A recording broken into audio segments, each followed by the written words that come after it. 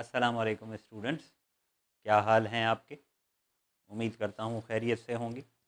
हमने chapter 5 D block element का start किया हुआ है। तो उसमें हमने लास्ट लेक्चर में कलर को देखा था, मैग्नेटिक प्रॉपर्टीज़ को देखा था और कैटालाइटिक प्रॉपर्टीज़ को देखा था।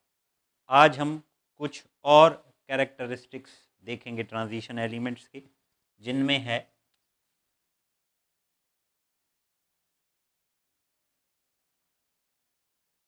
Interstitial compounds.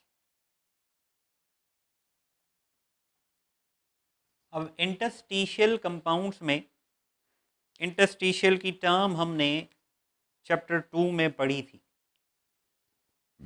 Interstitial space. तो इंटरस्टिशियल स्पेस किसे कहते हैं? Empty spaces available between atoms. For example, हमारे पास ये एटम्स हैं।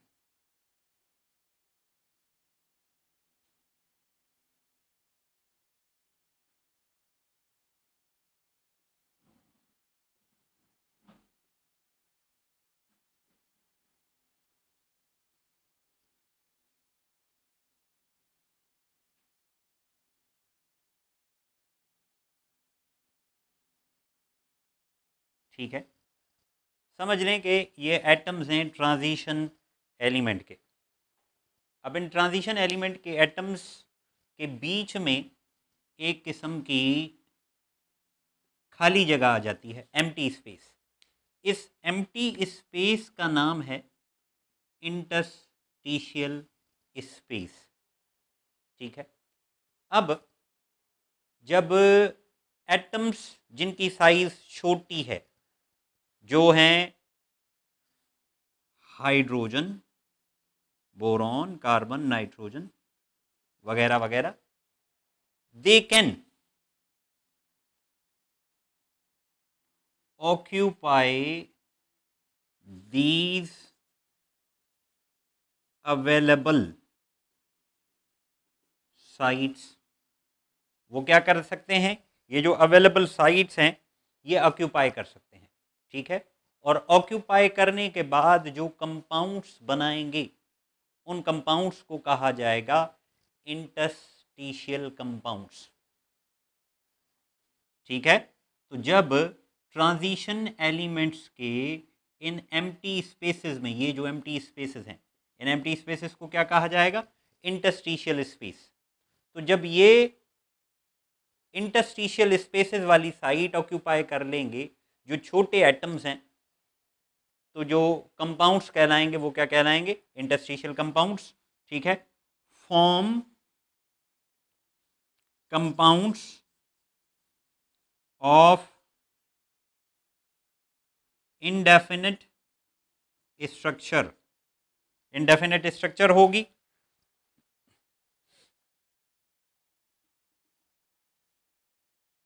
तो उन कंपाउंड्स को कहेंगे हम इंटरस्टिशियल कंपाउंड्स। अब जैसा कि इनकी फॉर्मेशन के दौरान, जैसे हम एक एग्जांपल सेलेक्ट कर लेते हैं कि TiH1.73, देखें ऐसा कंपाउंड हमने पहले नहीं देखा। हमने देखा होगा H2O, हमने देखा होगा NH3, हमने देखा होगा CH4, ऐसा हमने नहीं देखा।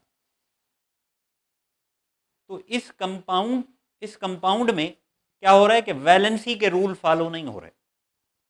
तो हम कह सकते हैं कि during formation the rules of valency is not followed. Valency के रूल फॉलो नहीं होंगे तो जो कंपाउंड्स होंगे, इन कंपाउंड्स का दूसरा नाम है non stoichiometric compounds. These compounds are said to be non-stoichiometric. Why? Because they do not follow the rules of valency. ये वैलेंसी का रूल फॉलो नहीं करते, इस वजह से हम इन्हें क्या कहते हैं? Non stoichiometric compounds. So they are also non as non stoichiometric compounds. अब अलाय फॉर्मेशन जो है वो भी इसकी एग्जाम्पल में आ जाती है।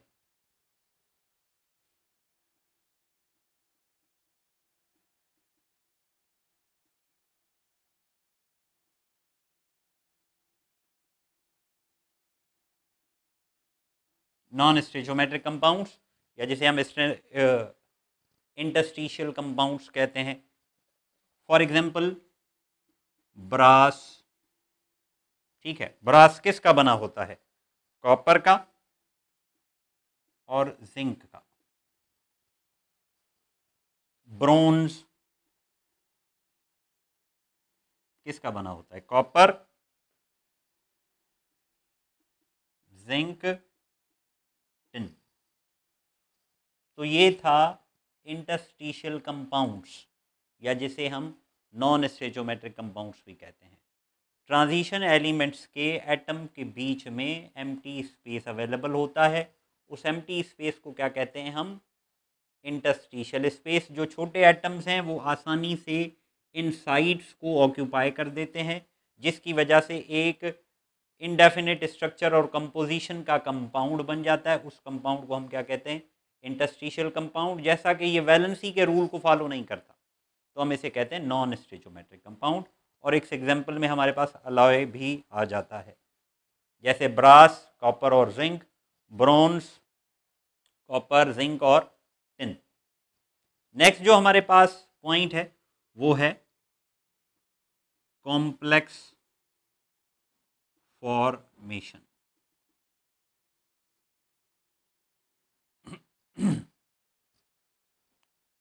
ट्रांजिशन एलिमेंट्स क्या करते हैं?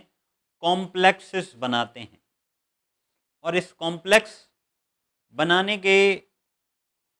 का रीज़न क्या है? बनाने का रीज़न दो तीन रीज़न है। पहला कि ट्रांजिशन एलिमेंट के पास जो साइज होता है उनका, वो साइज छोटा होता है। ठीक है। दूसरा, उनके ऊपर न्यूक्लियर चार्ज ज़्यादा होती है। तीसरा, उनके पास वैकेंट डी ऑर्बिटल होता है ऑफ सूटेबल एनर्जी। और क्या होता है कि वो इनके लॉन पेयर्स को एक्सेप्ट करके वो नेक्स्ट जो है इनर्ट गैस कॉन्फ़िगरेशन को अटेन कर सकते हैं। तो हम कहेंगे ट्रांजिशन मेटल फॉर्म्स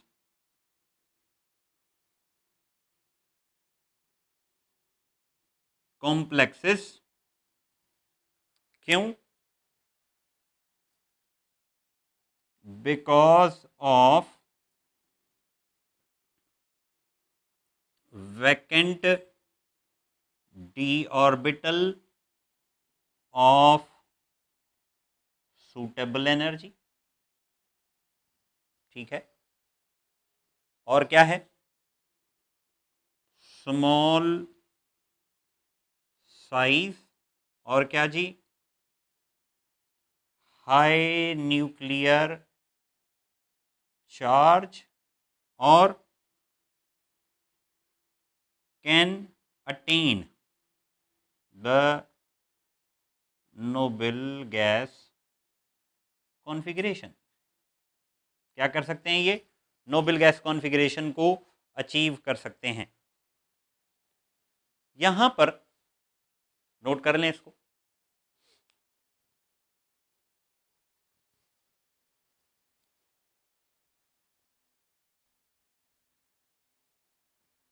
ठीक है।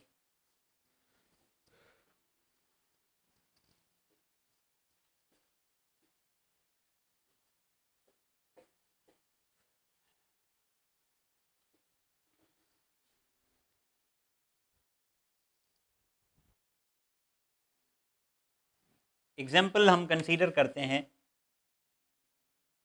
फेरो साइनाइड। ठीक है। अब उस फेरो साइनाइड क्या है? Fe CN6 + 2। This is a complex. अब इस कॉम्प्लेक्स में ये जो है, ये क्या है? सेंट्रल मेटल एटम, जो ट्रांजिशन एलिमेंट है। और ये जो CN लगा हुआ है, ये CN क्या है? लिगेंड। हमने कहा था कि ट्रांजिशन मेटल कॉम्प्लेक्सेस बनाते हैं। क्यों बनाते हैं? क्योंकि उनके पास वैकेंट डी ऑर्बिटल होता है, और ये vacant D orbital electrons accept करता है। किससे इलेक्ट्रॉन एक्सेप्ट करता है? लिगेंड से। तो हम यहां क्या कहेंगे कि आयरन, इस आयरन के गिर्द कितने एटम्स हैं? साइनो 6। और ये 6 साइनो एटम्स इसको क्या करते हैं? दे विल फॉर्म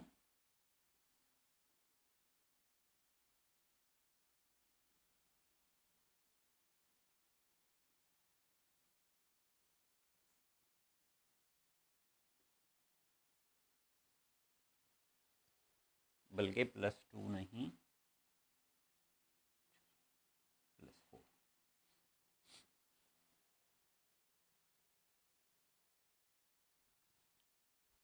ठीक है, तो इस साइनो में क्या हो रहा है हमारे पास? साइनो में हमारे पास ये हो रहा है कि इस आयरन को 6 साइनो ग्रुप इसके साथ अटैच हैं। इस आयरन के साथ कितने साइनो ग्रुप अटैच हैं? 6। तो ये जो साइनो ग्रुप अटैच्ड हैं, इन साइनो ग्रुप्स को कहा जाएगा लिगेंड्स। और लिगेंड्स क्या करते हैं? इलेक्ट्रॉन पेयर डोनेट करते हैं, दे डोनेट इलेक्ट्रॉन पेयर। और ये आयरन ने क्यों ऐसा किया? क्योंकि आयरन के पास डी ऑर्बिटल भी अवेलेबल था, आयरन की स्मॉल साइज भी थी, और आयरन इन साइनो ग्रुप्स के इलेक्ट्रॉन्स को एक्सेप्ट करने के बाद क्या बन जाता है? इनर्ट बन जाता है। नेक्स्ट, जो इनर्ट गैस है उसकी कॉन्फ़िगरेशन अचीव कर लेता है। अब देखो, साइनों के ऊपर चार्ज कितना होता है? -1। तो 6 साइनों पर चार्ज कितना होगा? -6। तो क्या हो गया? गलती हो गई, ये -4 होगा। ठीक है, समझ में आ रही है बात, या इसमें कोई कंफ्यूजन है? क्लियर? तो ट्रांजिशन मेटल की ये कैरेक्टरिस्टिक थी, इसको नोट करें आप। तो आगे चलें हम।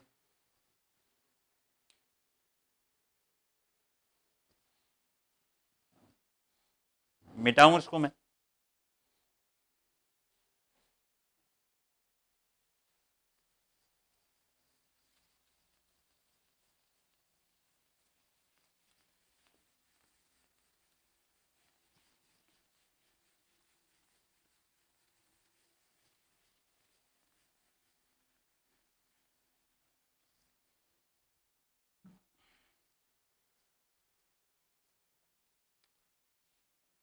नेक्स्ट हमारा पॉइंट है ट्रांजिशन मेटल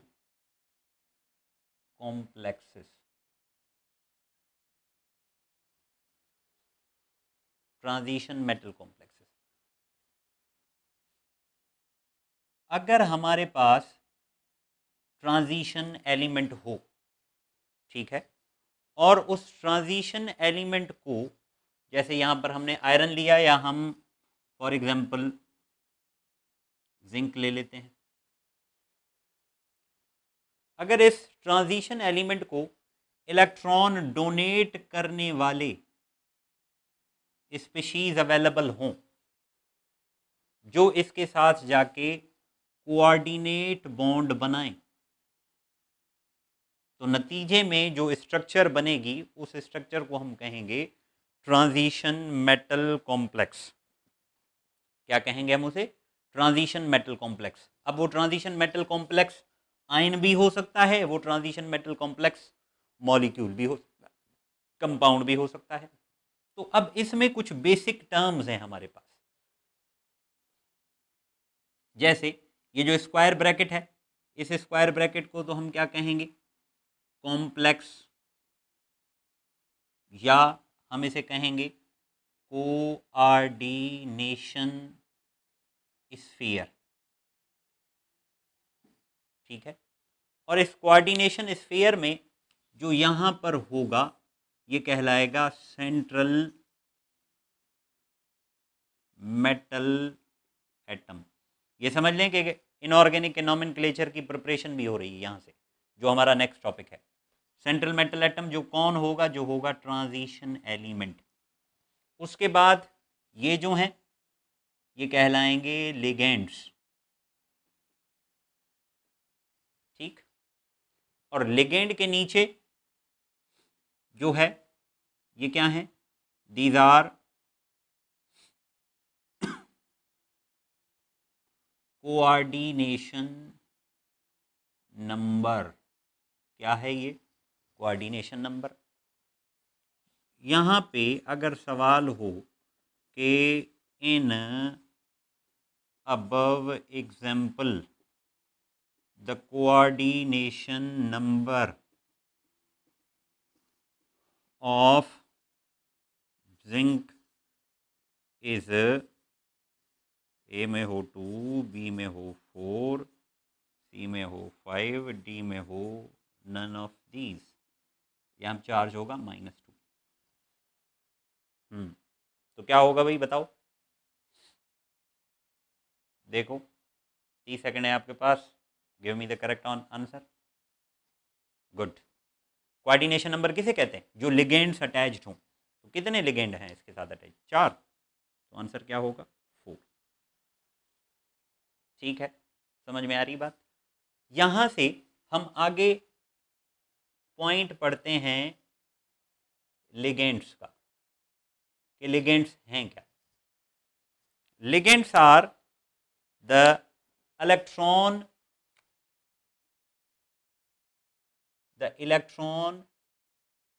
पेयर डोनर, जो इलेक्ट्रॉन पेयर डोनेट करते हैं ट्रांजिशन एलिमेंट को, उसे कहते हैं हम लिगेंड। ठीक है, जो इलेक्ट्रॉन पेयर डोनेट करते हैं उसे क्या कहेंगे हम, लिगेंड। और जो इलेक्ट्रॉन पेयर डोनेट करता है उसको हम कहते हैं दिस इज लेविस बेस। तो ligands are actually Lewis bases. अब यहां पर वैसे लिगेंड का जो लफ्ज है वो लिगेंडम से लिया हुआ है, जिसका मतलब है टू बाइंड, अटैच होना। लिगेंड्स हमारे पास कितने हो सकते हैं, या लिगेंड्स की टाइप्स, ये डिपेंड करता है कि वो कितने इलेक्ट्रॉन पेयर डोनेट करते हैं। तो टाइप्स ऑफ लिगेंड्स, पहला जो लिगेंड है हमारे पास, या जो पहली टाइप है, उसका नाम है यूनिडेंटेड लिगेंड। यूनिडेंटेड लिगेंड, या में से मोनोडेंटेड।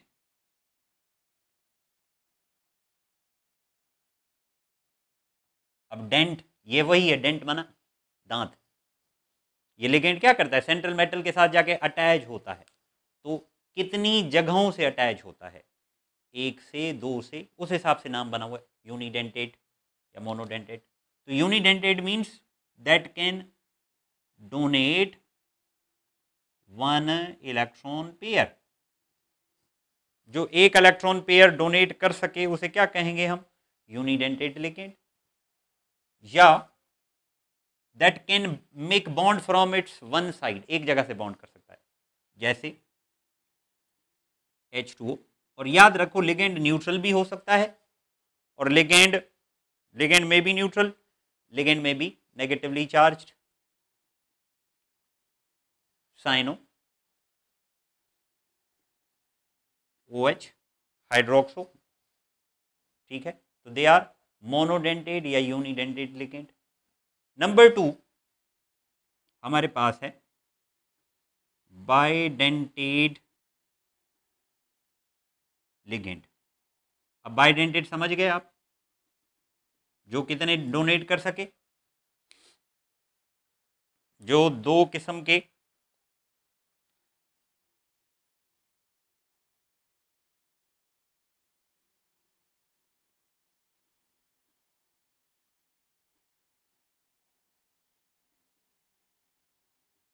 जो 2 जगह से बॉन्ड बना सके, that is called bidentate ligand, या इसको डाइडेंटेड लिगेंड भी कहते हैं। अब यहां से एक प्रॉपर्टी हमें पता चलती है। अब बाइडेंटेड में क्या आएगा, इथाइलिन डायमाइन एग्जाम्पल में, इथाइलिन डायमाइन, इथाइलिन का क्या फार्मूला, CH2।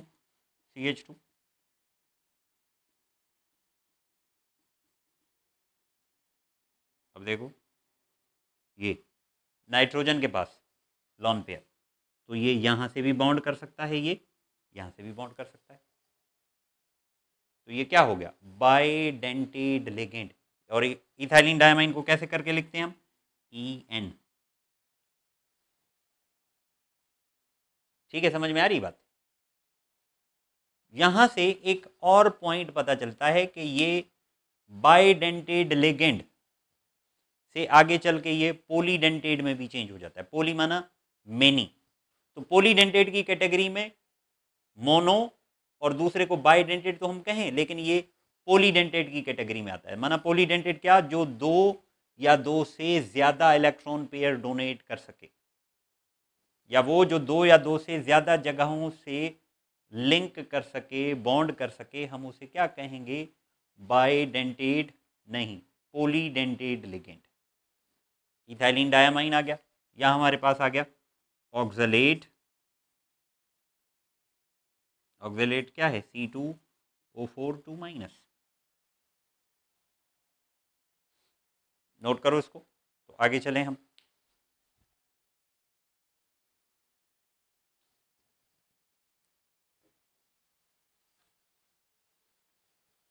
तो यहाँ पे कोई 3 भी कर सकता है, 4 भी कर सकता है, 5 भी कर सकता है, तो हम उसको कह सकते हैं, जो 3 करेगा उसे हम ट्राइडेंटेट कहेंगे, जो 4 करेगा टेट्राडेंटेट कहेंगे।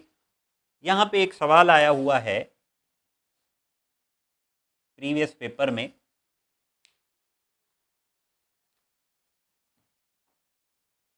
The EDTA ethylene diamine tetracetate is dash dented ligand B4C6।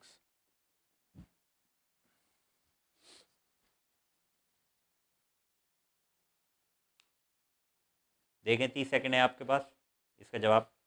अब इसका जवाब लिखने से पहले हम इसकी स्ट्रक्चर बनाते हैं। इथाइलिन डायमाइन टेट्राएसीटेट, अभी इथाइलिन हो गया, इथाइलिन डायमाइन टेट्रा एसीटेट, माना एसीटेट 4 लगे होंगे, तो एसीटेट का क्या फार्मूला है, CH3COO। तो यहां से ये CH3COO, यहाँ से ये CH3COO, यहाँ से ये N, CH3COO। अब आप बताएं कि ये कितने डेंटेड लिगेंड है, कितना dentate, how many electron pairs it can donate, 1 2 3 4, तो क्या टिक करें, 4, नहीं, गलत। अब देखो ये 4 तो हो गए, हमें पता है ना नाइट्रोजन के पास लॉन पेयर होता है,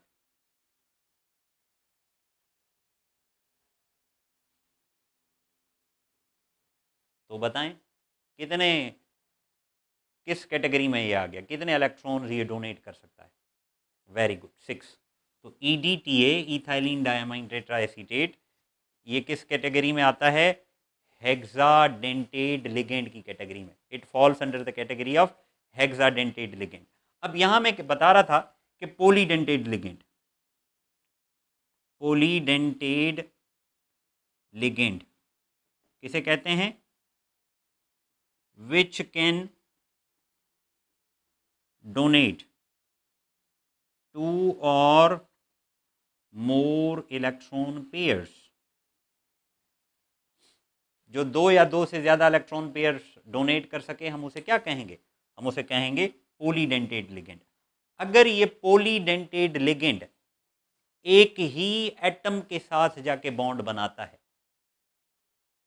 ध्यान में रहे, अगर ये पॉलीडेंटेड लिगेंड किसी एक ही एटम के साथ बॉन्ड बनाता है तो एक स्ट्रक्चर बनती है, उस स्ट्रक्चर का नाम है कीलेट्स।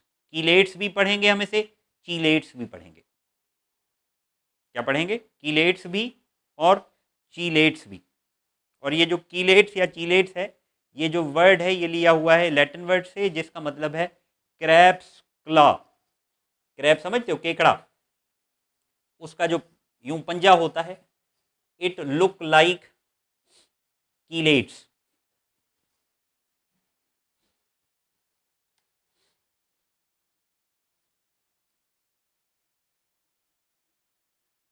कीलेट्स। when polydentate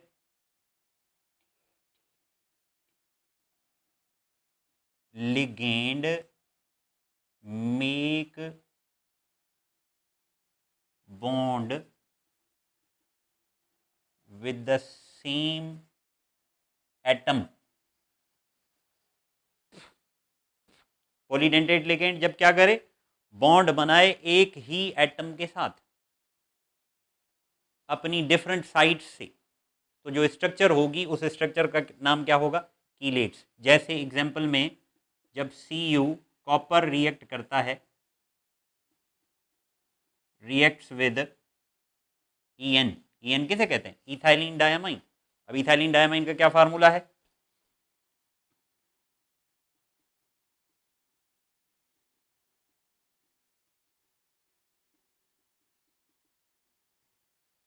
ठीक है।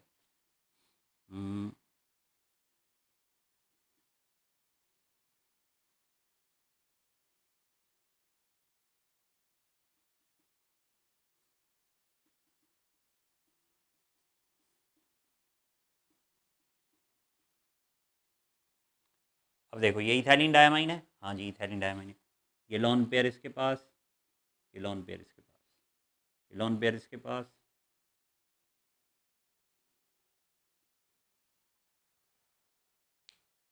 अब ये देखो एक ही लिगेंड है, लेकिन इसमें क्या सलाहियत है कि ये एक से ज़्यादा जगह से बॉन्ड बना सकता है। तो ये जब एक से ज़्यादा जगह बॉन्ड बनाएगा, अब यहाँ पर कॉपर है हमारे पास, तो क्या होगा? ये इधर जाके बॉन्ड बनाएगा, ये इधर जाके बॉन्ड बनाएगा, इधर जाके बॉन्ड बनाएगा, इधर जाके बॉन्ड बनाएगा। तो ये वाली जो स्ट्रक्चर है, इस स्ट्रक्चर का नाम है कीलेट्स या चीलेट्स। दोनों प्रोनाउंसिएशन है, अमेरिकन और ब्रिटिश। और इस प्रोसेस का नाम है कीलेशन। और कीलेट्स या चीलेट्स का मतलब क्या है? Crab's claw. और याद रखो ये कीलेट्स कौन से लिगेंड बना सकते हैं? जिनमें सलाहियत हो एक से ज़्यादा जगहों से बॉन्ड बनाने की। जब मैं ये कह रहा हूँ कि एक से ज़्यादा जगहों से बॉन्ड बनाने की सलाहियत, मीन्स उनकी जो डेंटेड टेंडेंसी है, जो बॉन्ड बनाने की टेंडेंसी है, वो एक से ज़्यादा है। एक से ज़्यादा है तो क्या होगा? कम से कम 2 हो सकती है या 2 से ज़्यादा हो सकती है। आई होप आपको समझ में आया होगा। अगर इसमें कोई कन्फ्यूज़न हो तो आप मेरे से पूछ सकते हैं। और लेक्चर को, जो भी हम ये लेक्चर यहाँ दे रहे हैं, इसको शुरू से लेकर एंड तक आप स्टेप बाय स्टेप देखें और चीज़ों को रिवाइज करें। Thanks for watching. अल्लाह हाफिज़।